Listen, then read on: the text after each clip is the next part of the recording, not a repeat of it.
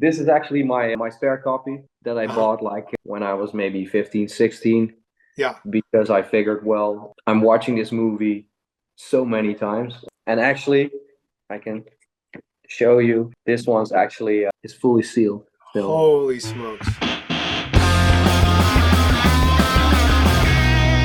This is one of the first episodes of Prisoner's Dilemma. Happy to have Maarten Prinsen, the Prince of the Pumpkin Patch, in the house. So Maarten, I met you through Instagram when you started to post some pictures of Nightmare Before Christmas, and I noticed, hey, those are some of my drawings. So I contacted you through Instagram, and then we started talking about nightmare stuff, and now we're like best friends, right? Definitely. I mean, I put my hands on the kitty's ears so she doesn't hear this because I'm her best friend too. Oh, But okay, all right. it's not a problem. We can Yeah, share. You know, it's all second, love. second best friend. Yeah, yeah, It's all love. yeah. But did that make sense? That kind of the concept of the podcast. Yeah, sure thing. It's basically from a collector's point of view, I can talk about a little, Yeah. especially with paying the rent and all. And I guess also an important thing is you have to have some support in your friends, family, whatever. In my case, my Yes. girlfriend who has to, yeah, she doesn't have to stamp everything, but it's Right. important that we can still run the household and I can still keep up my nightmarish hobby. Yeah. Right. I imagine that requires a little bit of being budget conscious and things like that. So one thing I wanted to try, and so Martin has asked me to do three drawings, and we had a previous conversation, and we discussed what the drawings might be, so he could add to his collection. So my idea was that I would draw them right here, in this meeting, and I might be able to get to a finished piece, but I'm not sure because I still I haven't drawn the characters in a while, so I might what I might be doing is getting at least to like the almost final version, you know. And then if I don't, I will do the final version and then I will send them to Martin. And Martin, can you tell us like where you live? Yeah, sure And thing. I live in Weert. It's if you say it in English, it sounds weird, literally. And it's a little city in the Netherlands. I guess we're 15 minutes from the Belgian border and 40 minutes from the German border. So we're actually located pretty much down south in the Netherlands. And yeah, that's where I grew up as well, where my family grew up, my girlfriend. And I actually thought about moving to the US at one point in my life, but eventually I figured, well, my friends, family, everyone's here.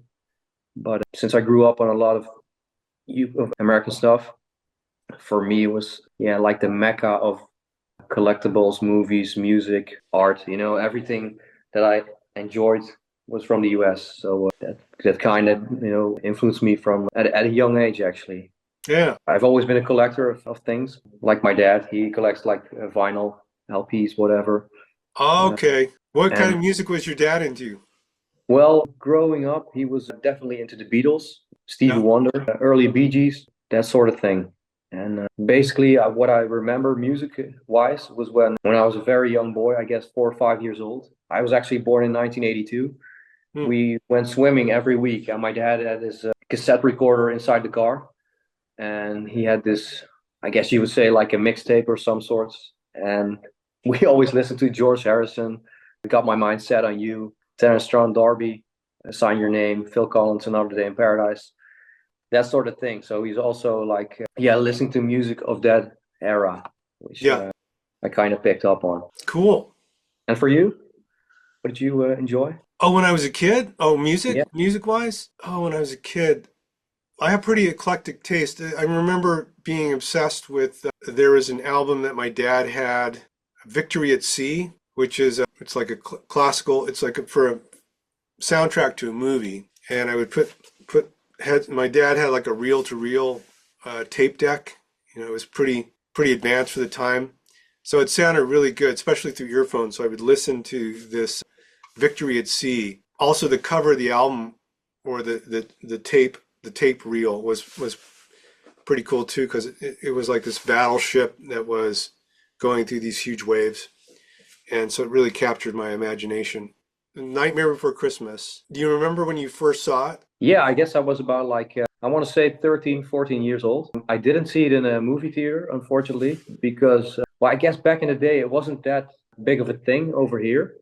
So the first time I saw it, I saw like a small clip when I bought a VHS copy of Aladdin on the Disney cartoon. Mm.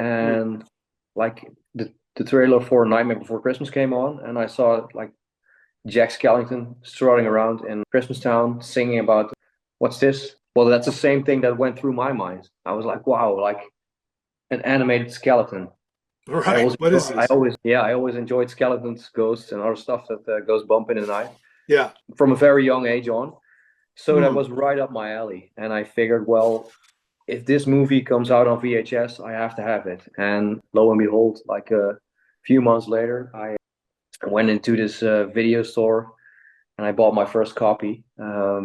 And actually, maybe it's a little sidetrack. I also bought like a spare copy because I was afraid the first copy would eventually die in our VCR. So I actually have the spare copy sitting right next to me. If you care to see it, maybe or Yeah, let's check it out. Yeah, yeah. yeah, That's smart. yeah, Smart. yeah. That's a collector's. Yeah. That's the collector's thinking right there. I'm keeping it in bubble wrap. So Wow. this is actually my spare copy that I Uh-huh. bought like when I was maybe 15, 16, Yeah. because I figured, well, I'm watching this movie so many times, it might just pass away. Yeah. And actually, I can show you this one's actually is fully sealed still. Holy smokes. Yeah, so Wow. I held on to that because it's a really nice memory of a beautiful period. Yeah. So that's basically when I first saw the movie. And first time watching it was kind of, I don't want to say weird experience, but it was something I never seen before, stop motion. I hadn't seen more than small clips of it. And Mm. it's very, the movements of all the characters, but it really grew on me. So fast forward a few years later, I still had the movie in mind, and I went to a collector's fair, and there I saw someone who had like little clay jack hats he made himself, and then like I was completely blown away, and that's Yeah.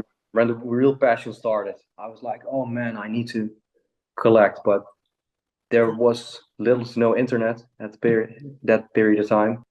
I felt like a pioneer going to Yeah. the library, looking So, up all sorts of things. So that's basically how I became, well, like I don't want to say hardcore, but a huge fan of The Nightmare Before Christmas, and that yeah. just it snowballed.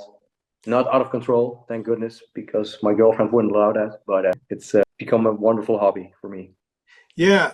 So a little bit of trivia that cover that you showed on the VHS tape, Yeah. it's I did the poses for Jack and Sally.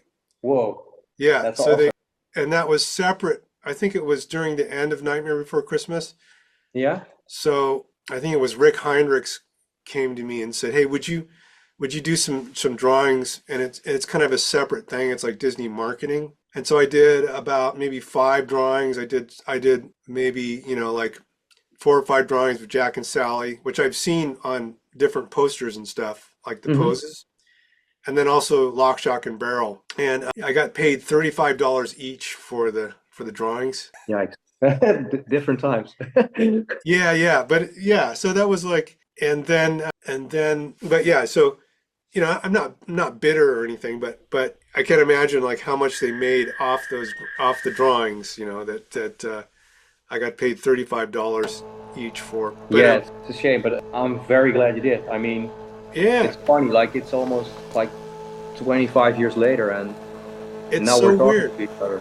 It's so weird, and right now it seems like it's like total. It's crazy. Like you're seeing Halloween, decorations in the U.S. Mm-hmm. and more and more T-shirts and toys and stuff like that. Um, yeah, it's. I remember. I mean, the first time I saw like a Jack Skellington T-shirt, there was a guy coming back from the Iraq War. It was at the airport, Oakland Airport, and he had I think most of his like military stuff, and then but underneath and his shirt was open. He had a Jack Skellington thing. It's like, wow, that's like, if this guy is Wow. into it, as a U.S. soldier, I'm sure there's like tons of people that are kind of like into it. And so that was like 12 years ago or something. And then gradually kept seeing more like, people Hmm. wearing and tattoos, like, like your tattoo. Hmm. Uh, but yeah, so it's wild. So Martin and I, we on our last call, we discussed he wanted to have three drawings of, like kind of, these are commissions. And so I rough sketched them out. One is Oogie Boogie with his dice, if you can see that. And Wonderful. and then one is Jack and a sleigh and zero in the front. And then the other is like a lock, shock, and barrel one. And they're kind of leaving they're out on a mission and they haven't put their masks on yet, so they're going to be holding their masks. And then the Oogie Boogie shadow on the moon will be in the background. Yeah, I Doesn't love quite, that part. it doesn't quite make sense in the logic of that scenario, but since I did the animation of the Oogie Boogie, then Yeah, I saw it actually. I saw your drawing of Oogie Boogie and the Moon like so many times in various books actually, and yeah, it's so iconic, Even in the yeah, opening theme, it's so present. And when he transforms into all those bats that fly away, I love that stuff. Yeah. yeah. That was pretty awesome to see finished and executed. And then I went on stage and after I did the animation, and then I had an assistant that cleaned up that in between the animation, and then another guy that cut, Scott Bonifat, Nate Stanton, I think, was assisting, and then Scott Bonifat. He actually took those drawings. He cut out paper, so that's why that silhouette is so clean, because it's actually like you're Oh seeing wow. cut Yeah. paper that makes the edges super crisp. Okay, so I think Monster Kitty, bum bum bum. Oh, She, that's a nice view. she's Godzilla trotting through the village. Hold on, let me grab her. I'm gonna draw those three drawings that we just said, or maybe we might only have time for two of them, and I'm gonna do it the way that we drew them on Nightmare, and was that 25 years ago or whatever, and with the actual. So our weapons of choice was and this paper here, it's the same paper that we used. This pad is a little bit bigger. The Nightmare storyboard pads were, about this size, like the ones that you see, you see. Do you have those drawings, Martin, that you don't have to show them here, but I mean, do you actually have the drawings? I have the storyboards. You mean? Yeah. Yeah, I have them. Yeah, Okay. they're safely put away, but I definitely have them. Yeah, yeah. I have various, and that's kind of like you said in the introduction. That's how we met. Right. You commenting on them like, oh, I did that one, and I was like, wow, this is actually Mike Achuela who did most of the drawings together with a few other storyboard artists. That Yeah. was quite surreal, and it's so cool because of course you would know their style and all, and Right. I could Yeah. see them and think, okay, this is a different style than the other ones, but I didn't know which one was drawn, as of course they weren't signed or like initials on them back in the day. Yeah, they weren't. Yeah, yeah. So the other two storyboard artists were Joe Rampt, who was the head of the story, and then Jorn Klubien, who did a lot of drawings. And sometimes Jorn and I would work on sequences together, like we boarded Kidnap Santa Claus together, and that was super fun because we could kind of bounce ideas off of each other, visual ideas, and so so we would use sometimes we'd use these grease pencils, like a common China marker. Hmm. Uh, and to do roughs, because you wouldn't have to get the way the thick grease, the lead, whatever it is. It's like I don't know what you call the lead if it's a grease pencil, but so you wouldn't have to, you couldn't do fine lines. You would keep things loose, and just for quick loose drawings, and so we do, whatever is needed for whatever shot we were doing. And this is a bad example, but so you could do, your rough drawing with the grease pencil sometimes like that. And then what you do is you would rip off the pad like this, and this is made from the same paper. And then you do like a better drawing, a more And cleaned up drawing. and can I ask you something, Mike? Were you Sure. like with all the storyboard artists? Were you sitting in the same room, or did you have like a separate room for the storyboard artists and the art We were director? Oh, we were or we were sitting in the same room. Yeah, we sat in the same room. Um, it was a big open space, and we had these storyboard stands, that we would put all our pinned up boards, and then you could kind of like walk over and pin them up, pin up the rough drawings, Yeah. and see how they played. Show them to the director, Henry Selick, and he would make comments. He would say, "This is all wrong. Start from the beginning," or he would say, "No, just a few changes here and there." And yeah, so it was fun. And we'd use metal push pins to pin up the drawings. Oh yeah, I saw a great picture of that with you standing in front, pointing them out for a presentation of some sort. Yeah. See if I can find one of the pins. So we would use the metal pins. They're actually aluminum, not plastic ones. In fact, usually sometimes people would bring plastic ones, and Joe Ramp would just throw them away because they didn't. The metal for the spear part of it wasn't as good, so they would blunt, and then you would start ripping your boards and everything. Yeah. So and then you could throw the pins like this. You would see. Can you see this? No, it's actually just a little under my viewpoint. Oh, it is? Yeah. Oh, you'll see it in the final video. So we'd hold it like this, and we would throw it here. Yeah. Oh, like that. Yeah. Yeah, and you could throw it across the room, and you could stick it like a football. Yeah.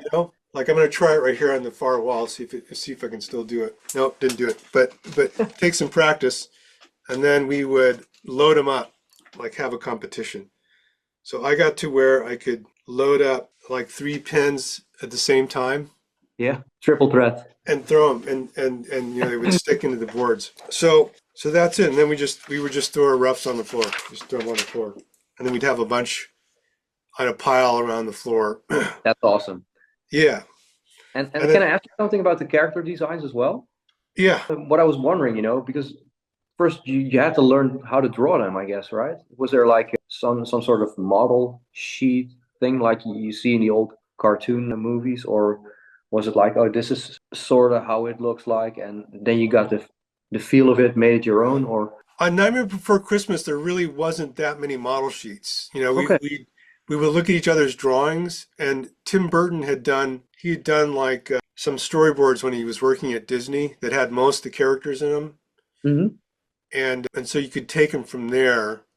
And then, of course, and this might have been because of Henry Selick was a sculptor, so he would work, a lot with the sculpting departments, and they would just they would do some of the designs just with sculpture, and then you could see it. You could have like a prototype jack head, but it was the studio was pretty small, and it was like pretty open. So you could go to the sculpture department, to the art department, look at the drawings on the walls, and then in some cases, like, Lock, Shock, and Barrel, Tim Burton had drawn pictures of them with their masks on. Mm-hmm. So he had done, like these basic boards, maybe 1 or 2, with these trick-or-treaters that had the devil, the witch, and the skull mask on, Lock, Shock, and Barrel. So, and we realized that, wait a minute, we don't know what they look like underneath their masks. And so, and this is typical, it was kind of, we were learning as we went along. And it was a very pared down crew. It wasn't super deluxe like a very established studio, because we were just kind of like building it from scratch. So Henry I think he had both Jorn and I do some drawings of Lock, Shock, and Barrel, what they look like under their mask. And he just happened to like, I don't know what, I can't remember exactly, but he took my drawings, and that's what they basically used to sculpt Lock, Shock, and Barrel, like what they look like underneath their mask. That's really cool. And they are quite similar to the masked version is quite similar to the unmasked version, right? Is that like not to say they're actually the same, but it's like underneath they're also like these spooky little kids, Yeah, that's the joke. That's the joke, And I think that's probably maybe why my drawing was chosen, because I just made them look almost exactly like the mask. Mm-hmm. And there was a whole discussion of like, what were they? Were they zombie kids? And we just kind of decided, yeah, they're these, mischievous zombie kids. Evil henchmen.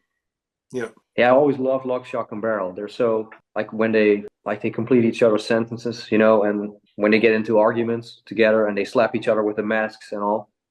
and they can Yeah. torture each other. It's like really like little kids would do, but then with actual weapons of some sort, as a with their the axe and all, in the I room know. next to Oogie Boogie. I thought always thought it was hilarious, but I figured, oh man, they're like bombarding Barrel with scorpions. Oh man, just the poor little guy. Yeah. But then again, it's probably as they do. Would Do you think they would be like related to each other? Would they be like siblings, some sort? Because that's how I always envisioned them. We're just friends or siblings. We never talked about them as siblings. They're just simpatico and their need to kind of like play tricks on people and Hmm. destroy. Yeah. But yeah, I mean, there was other things about them that we could talk about. But what was I going to say about them? Oh, also, there wasn't any real background on them Hmm. that had been written, like any character descriptions or anything. But we did know who was going to do the voices, and they were kind of like friends of Tim Burton, I think. One was, I don't think, does Beryl talk? Beryl doesn't talk, Yeah. but I actually know the voice actor. If you'd be interested, it's actually Danny Elfman. right, right, right. But oh yeah, he does. Oh yeah, he does talk. So it's Danny Elfman, yes, and then Catherine O'Hara, who's also Sally, I think. Yeah, so she does the witch, and then Paul Rubens, who Pee Wee Herman, who I always thought was hilarious. So I just kind of took that as an influence as well. Like, so that had Locke look like Pee Wee Herman a little bit, like a devilish Pee Wee Herman, That's really and yeah, and then Danny Elfman, he would do this things where he would tape his eyes open sometimes, like when he was early in his career, just for shock value. And so, Barrel's kind of wide open eyes, and It's funny yeah, when so you say that. It's like I'm just noticing it right now. Now it makes sense. right, After all these years, I'm like, oh yeah, with the eyes wide open, it's right here. yeah, yeah. So let me draw them. Okay, so the other thing we would use is these Prismacolor pencils, black Prismacolor pencils. Those are still around. You can still get those. And we would use these pens that supposedly Tim Burton would use, called something stylus, but I don't think they make them anymore. And they also, the pens that we used, because Tim Burton also used them for his drawings, is Hmm. what we heard. The ink isn't permanent. So we were discovering, like, when we put the boards up on the walls, if they were in the sun, they would start to fade. And that's good information for collectors. Hmm. If it's an original board from Nightmare Before Christmas, because we were using the same pens that Tim did for his drawings, that ink will fade in the sun. So it's very important to have UV protection. So instead of that, I'm going to use this Micron Pigma. These kind of classic, they're Japanese pens, and they're permanent, and they use archival ink. So that shouldn't fade. I actually noticed the fading on some of my storyboards, to be honest. Yeah, yeah, But it was like that when I bought them. Like the black is turning kind of brownish, yeah, or yeah. So that's important to know, I think, and I think you can probably lessen that if you put them under glass with the UV protection, but definitely keep them out of the sun, out of sunlight, And some of them have actually, like, I have some of the original storyboards. I've actually gone in with a Micron Pigma, since the tip is kind of the same and they're Mhm. permanent, just to reestablish the line. And I don't think that's cheating, right? Because it's the same artist that made it. What do you think about Exactly, that? exactly. It's just an enhancement Yeah, and preservation. If someone else would do it, it wouldn't be okay. But since you did the originals, yeah, it's a okay. yeah, yeah. So let's see. Here's one of the. I'm just gonna rough out one of these boards here. This is. I'm also gonna. I have to look at reference. I have some reference here from the movie. Let's see. And if I may ask, were you allowed to like keep the drawings afterwards, or just some of them, or was it like all basically belonged to back in the day was yeah Disney, but Touchstone were they like the Yeah, ones they sent them back to the mothership most of the time. okay. I would keep ones that were like, drawings that weren't actually used. There's plenty of drawings that we had pinned up on the board, but the shot didn't make it into the final film, and so I would just keep a pile of those things, for posterity. But yeah, officially, it's all kind of property of the Yeah, Disney. I get that. Yeah. Yeah, yeah, and I was like, if I go to Comic Cons and stuff like that, and I draw Nightmare Before Christmas drawings or anywhere really, like I always wonder, like, I still have this fear of Disney coming, like the Disney ninjas coming after me. Hiding in the bushes. Yeah. Yeah. Oh, so I was looking for, let's see. I have my iPad here, so I'm just looking at some of the, like I want to look and see what the Lock, Shock, and Barrel's treehouse is. Okay. Okay. Boogie Boogie up here. I'm also looking at the rough thumbnails that I made last time we were chatting. The shadow on the moon. Yeah. And if I may ask, did you guys also came up with the bathtub that they transported themselves in, or What's that, Martin? the like when Lock, Shock, and Barrel go out and about to catch like first the Easter Bunny and afterwards Santa Claus? Is it like the bathtub? Did you guys invent that, or was that like a given transportation for them? Because I always wondered, it always fascinated me, like the bathtub with the little feet underneath. Yeah, that was. I think it was Henry's idea. That was just kind of one of those on the fly ideas, like that they, because we made it in San Francisco. There was a lot of Victorian era houses Mm-hmm. that people would keep their original bathtubs with the claw feet, Yeah. and so everyone had seen those around, and it was kind of like, why don't they use that to get around as a living bathtub. So this is kind of the boring part, because I'm just roughing in, the general poses and placement of the characters. And then on the next pass, I can kind of adjust things. Like, I think that these guys should be over a little bit more. See how I kind of move the paper over a little bit. So I'm just dialing in I can make sure that like there's no tangents or anything like that. So I might only have time to do one, Martin, Oh, not a but problem at all. but I'll get to the other two eventually. All in good time. Yeah, I'm just really enjoying this right now, actually. So, yeah. And then if I remember correctly, Shock has a frown on her mask. Right. The thing I liked about Shock's mask is they kept the kind of the bags under her yeah, eyes. Maybe she's up late at night making potions and stuff. and So that's thinking what she. about new ways to torture her fellow henchmen. Oh, totally. She was also, I think she was maybe like the feistiest one. Is that a word? Feistiest one? But she was very, Well, she's definitely the smartest yeah, one, because yeah, women are smarter, totally. or that's what they say anyway. That's what they say. It's a smart thing to agree with this also. So I Yeah, would say that's right.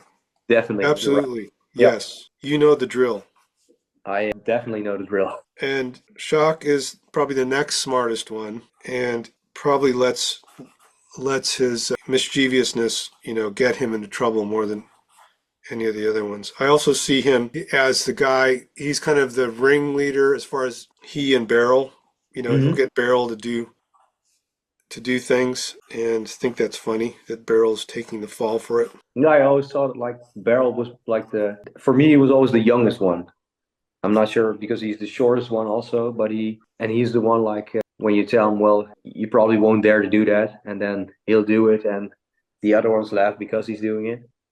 That's how I always felt about him. Yeah. He was actually also the first figurine I had of the Nightmare Before Christmas, to be honest. We didn't have anything over here in the Netherlands years ago. And a friend of mine went to the US and he bought all the PVC applause figurines and he had an extra one of Beryl. So he was generous enough to let me take that off his hands. So I had a PVC version of Beryl with little scorpions all over him when he'd fallen for one of his own tricks probably. Yeah. So this is taking a little bit longer than a normal storyboard would take, but I Hmm. want it to be special for you, Martin, of course. I And really appreciate that. Thank you. yeah, and if you're storyboarding this, you're just trying to get the basic action and Mhm. the expression and the emotion. And this is something I'm proud of, as I had Oogie Boogie's mouth, like he's a sack, right? But I had Mhm. when I was animating, I imagined that the sack would kind of bunch up a little bit and it Mhm. would look like teeth. Yeah. And so you'll see that occasionally in the animation when he's on the moon, and maybe they'll put some bats in there too. Yeah, and I'm not sure whose idea it was to have the shadow turn into a bat. I remember Henry mentioning it. I thought that was super cool. The way, so, you know, animated a swirl like like it was a swarm of bees or something, like a swirl coming towards you, and then they would Mhm. pop on the bats coming out of that, the stop motion bats. Yeah, that was really cool. What I always enjoyed as well was the fact that you would see like Oogie's shadow on the moon in the beginning. So you already had like a glimpse of the antagonist in the end, which you Yeah, didn't know in the beginning. So you got a glimpse of the big bad guy. yep. And he's become so iconic as well, you know. Oh, Which totally. I mean, he's the Mickey Mouse of Halloween now in Disney's California Adventure, even. So Oh, really? yeah, they actually do these Halloween parties at Disneyland, and they're called Oogie Boogie Bash. So he's come a long way, actually. Or I wish I got an invite to those parties. that would be, I drew them. yeah. I mean, I animated them. without you, Come there on, people. was no shadow on the moon at night. So maybe put a few calls in. Right. Okay. So they're off on their mischievous mission. So this usually you do like about 3 drawings, like, and then you have to throw them on the floor. That's always that's tradition. Yeah. The rough one, and then so this, you can I'm a- pin this up on the board if you're pitching Mhm. your sequence to Yeah. other storyboard artists, just to see like, is this working? What do you think? And show to Henry as well, the director, and because a lot of times if the shot doesn't work or he wants a different idea, you don't want to spend too much time until you get the sequence to Yeah. kind of like where it's going to land and go down to editorial. So then you would clean it up a little bit more. But it's so cool even when you see this. I mean, this is like a rough version, but you can see so much in these lines. You see the emotion, the mischief, it all works. Yeah, You see running and you know they're up to no good, just like they should. yeah. And to me, it always felt like they were scared of Oogie Boogie as well. Like they would help him, but also out of some sort of fear. Oh, totally. And my friend Jorn, one of the other storyboard artists, Jorn Klubin. Have you talked to him? I think I sent some emails back and forth. Yeah. Yeah. He always said, "Oh, you just drew Locke as you." And my hair kind of looked like that back then, which is possible. It wasn't intentional really, but But you didn't have the tail on your costume, right? oh yeah, thanks. Yeah. Forgot about that. Yeah. Good catch, Martin. Also, too, it took a while to kind of get into the rhythm drawing the characters, so you wouldn't really have to think that much. You could just um,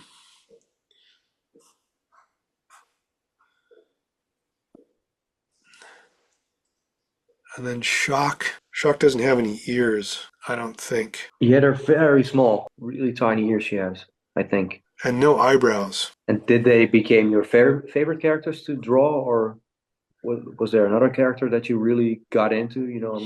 You're hoping you'd be able to draw like scenes for that character, or Yeah, Lock, Shock, and Barrel, they were just fun. They were just fun to draw. Did stupid kind of Thrasher stuff, but it was kind of a job. It was just a job. It was the thing that was fun about it. Like if you're storyboarding, you want to find a simplified version of the characters, and that's when it becomes more fun to draw them. It's like if you really just get them down to just bare bones, a couple lines, you can still tell it's that character.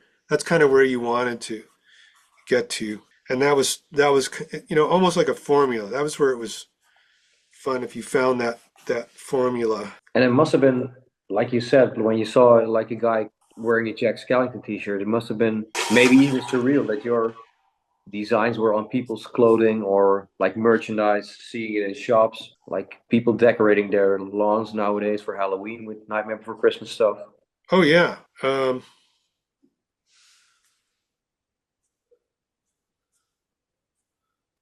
See, I'm taking too long on this drawing. I can tell the production manager is not going to be happy. Bill Bowes did a lot of work on this treehouse. He was one of my bestie friends on Nightmare. That's awesome. Did you like do the little cardboard mock-up buildings and all? Yep. I saw those somewhere. They look so cool. And then did he also build them like the life-size versions for the movies in the shop there? He sometimes he would help, like put finishing touches on them, but he didn't. I think the shop guys would mostly build the sets, the actual sets. There was a Tom Proust who worked on Henry Selick's last movie, Wendell and Wild. He was one of the main set builders, and there was Todd Lookinland, Ben Nichols, and Phil Brotherton, and some other people that were just great set builders. I remember Fawn Davis too. Oh yeah, Fawn Davis, of course. Really a sweet guy, by the way. Yeah, I he's had the great. honor of meeting him once. Okay, so it's getting close. What do you think? I'm actually not seeing it at this angle. Maybe, yeah, that looks really cool. And I really enjoy the fact, like you said in the beginning with Shock, like her mouth, it's always kind of pouting to me. Like it's always downwards, you know? She always has this mean expression on her mask. Just the way you drew it, that's like in an instant, you know it's her with Yeah, that kind of unhappy look on her mask, you know? Yeah, that's really cool. I'm going to add one more thing, which is, oh, so you can't see what I'm drawing right here? No, at this point, not. No. Oh, okay, that's too bad. I'm just add the bathtub trying to catch up here. Oh, yeah. Right up, you forgot me. Yeah. What about me? After all these years, you know? Yeah, Fun thing about the bathtub, what I always figured was like at one point, I guess they throw poor Beryl in the bathtub with the shackles on his feet yeah, and water splashes out. But in the next second, they're all in there again, you know? Like they can empty it super fast. They have their little ways with the bathtub, you know? yeah.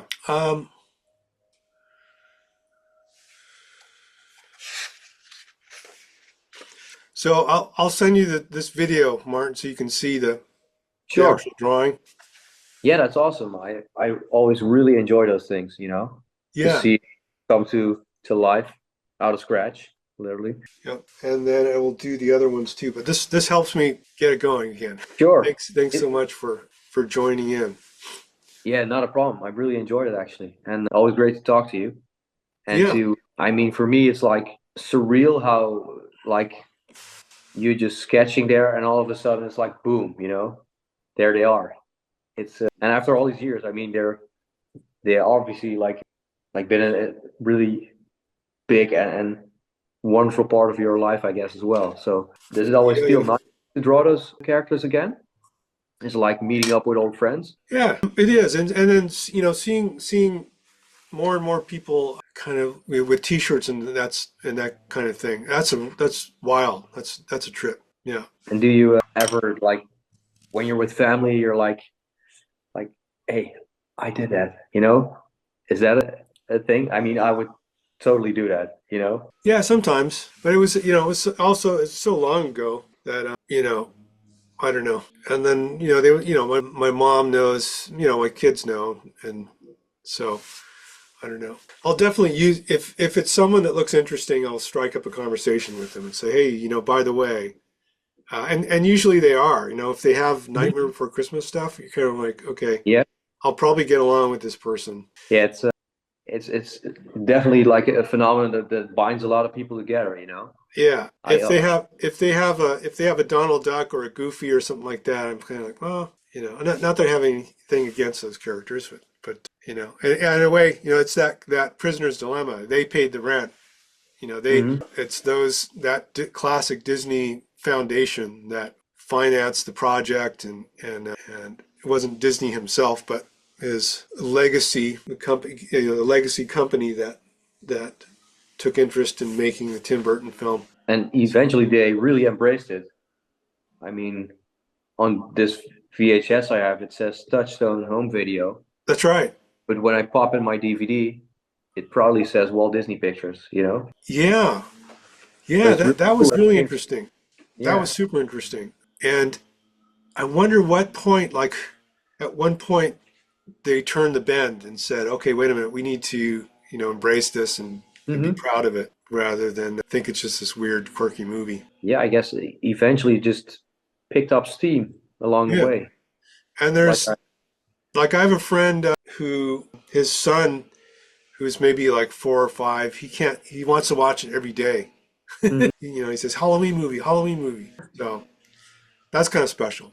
That's super cool. Yeah, eventually it reached so many people and did Yeah, so many good touch people's lives. You know, it's I guess there's also the super cathartic for people. I don't know when you see Sally become like the heroine while she's a stitched up doll, you know, and she's actually the probably the smartest one in the entire movie, you know, and yeah, that she even reached that status while she was just a patched up doll.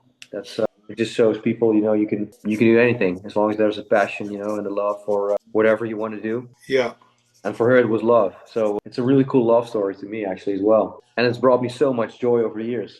I mean, never in like many years I would have thought that we would be speaking right now. Like if I told like the 14-year-old kid watching a movie, like one day you're gonna talk to the man who like created so many of these characters you're enjoying. That's amazing. It brings weird people together, right? Weird Yeah, people. definitely. Not us though. We're completely normal, but it definitely brings weird people together. Yeah. And what does your girlfriend think of your collecting? She's tolerating it. It's kind of the package deal, you know. She knew I was always into collecting stuff and Nightmare Before Christmas. Obviously, she knew that from very early on when I was sharing my let's say passion. You know, I don't want to be insane, but she really felt like, oh man, this is really important to him. He actually has a tattoo in his arm of Jack Skellington, and but along the way, she's also became really into Halloween. We really enjoy that period of the year. We tend to go to the US actually around that period of the year to like enjoy all the stuff you guys over there have with the Hmm. jack-o'-lanterns, the cool costumes, decorations, people doing their entire yard. That's always super fascinating to see. So she enjoys it. She doesn't collect anything herself, but I guess she loves me enough to accept that. It's part of who I am, and I think she wouldn't want it any other way. Well, I say that now very secure of myself on this camera. But if I show her this clip, maybe she'll say, well, that's not exactly how I think of it. But we'll never know. At least not on tape. You know, it's we'll probably hear that later on. No, but all kidding aside, she's really supportive of that. I'm always telling her, "Oh man," I'm like, "Yeah, I saw this. You know, it's a really rare collectible. It was actually to promote the movie, and it's something I really need for my collection." And then she's just like, "Well, yeah, you really need it, right?" And but when I get it, she's like, "Pretty cool."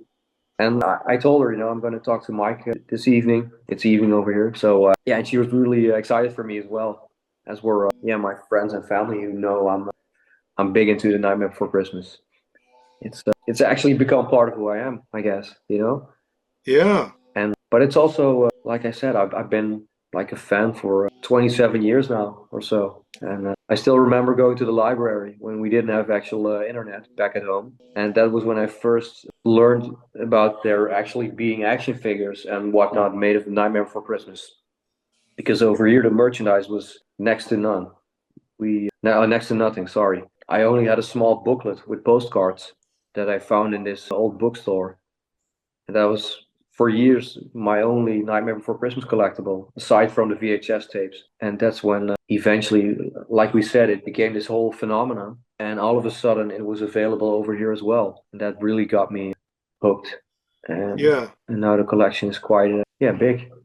If if I'm being honest. And then the passion for the storyboards and all began. For me, it was a bit like the closest thing I could get to be an actual part of the production. That's awesome. Look at them go.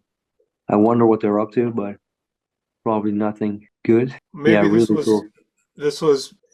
maybe this was the second time they went out to get camp here because the first time they got Easter Bunny, right? Yeah, poor Easter Bunny. I wonder what happened to him. I mean, word on the street is he's still putting chocolate eggs in people's yards and whatnot, but In who the knows? in Halloween Town. Yeah. Yeah, they might He have went kept him. he became a goth. He stayed in Halloween Town, became like a goth bunny. He has this black eye makeup now. You know, Yeah. they probably keep him around the treehouse or something, Yeah. doing a little Maybe chores. maybe he's a Frankenstein type bunny now. like with stitches and stuff like that. Yeah, if Dr. Finkelstein got a hold of him, maybe he needed to do some experiments, you know? I Right. always enjoyed what he said. Curiosity killed the cat, you know? And then Yeah. Jack says, you know, he's actually happy about that. That was so funny to me. I mean, other people would see it as a warning, but Jack was like, yeah, it's actual motivation to do something. That's right. All right, Martin. Well, there's one drawing anyway. Yeah, that's so awesome. I'll add a little bit more. I might love clean it up one more time, but I really, really love it. Thank you yeah. so much. Yep. You're welcome. Let's do it again soon. Sure thing. Well, maybe we could set up another Zoom call, and then I'll see if my cat also wants to participate, you know? Yeah. And if you want, I can also grab some more stuff from the collection, maybe to show around on camera if you'd enjoy that, of course. Sure. All right. Have a good day. You too, Mike. Thank you so much, and enjoy. And I hope to talk to you soon. Yeah. Oh wait, let's see that tattoo there. Oh, it's upside down, but can you see it? Yeah, yeah. I have all these tattoos that are somewhat skeletons or Halloweenish, and this is like a demon with a skeleton with a jack-o'-lantern going out trick-or-treating. Yeah. Yeah, it's definitely made an impact on my life and my skin for that matter. So Yeah. All right, man. sure. Cheers. Really enjoy your day, and hope to talk to you soon. Bye. Bye bye.